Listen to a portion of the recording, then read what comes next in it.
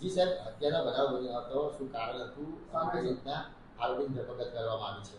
જી, ગઈકાલે સાંજે પાંડેસરા વિસ્તારમાં વેદનગર પ્રેમનગરમાં રહેતા બે વ્યક્તિઓ અમોલ અને સન્ની નાઓ સાંજે સલાબતપુરા વિસ્તારમાં જમવા ગયેલા હતા અને અમોલને કોઈપણ કારણોસર મોટાભાઈને લેવા પરત આવવું પડેલું અને પોતાના મોટાભાઈને લેવા અહીંયા આવેલો દરમિયાન સન્નીએ ઉશ્કેરાઈ જ ગયેલો અને પોતાને ત્યાં મૂકીને કેમ આવી ગયેલ છે તેવી રોષથી લાગણી ભડકી ઉઠે, જેના આધારે આવીને સલાબતપુરાથી સીધા તેણે અમોલ પર છરી વડે હુમલો કરેલ અને છાતીના ભાગે વાગતા વાઇટલ પાર્ટ પર ઈજા થતાં અમોલનું મૃત્યુ થયેલ છે.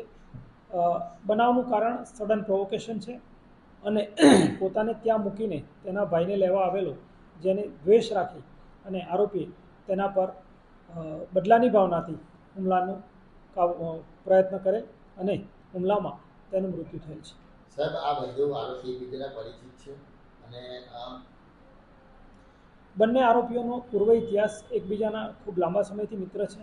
બંને ભેદવાડ પ્રેમનગર ખાતે ઘણા સમયથી સાથે રહે છે અને ખૂબ નજીકના મિત્રો હતા અને જે પગલું ભરવામાં આવ્યું તે પોતાના મિત્રના પોઝિશન ભાવ પર કે શા માટે મને મૂકીને કીધા વગર નીકળી ગયો એવા ભાવ સાથે તેણે હુમલો કરેલ, જે મૃત્યુમાં નિપજેલ છે.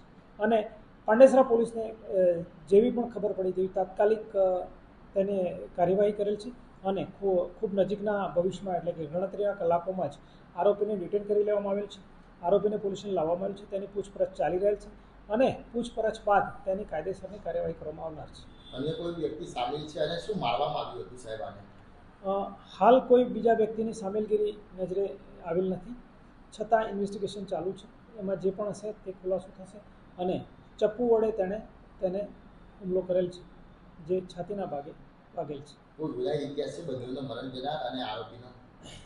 હાલ પૂરતું ધ્યાને આવેલ નથી, પરંતુ તેનું ઈ ગુજકોપમાં તેમજ અન્ય એસજીઆઈ NSIJ દ્વારા પણ ચેક કરીને જો કોઈ ભૂતકાળ ઇતિહાસ હશે ગુનાહિત તો તેને આનુષંગિક પગલાં લેવામાં આવશે.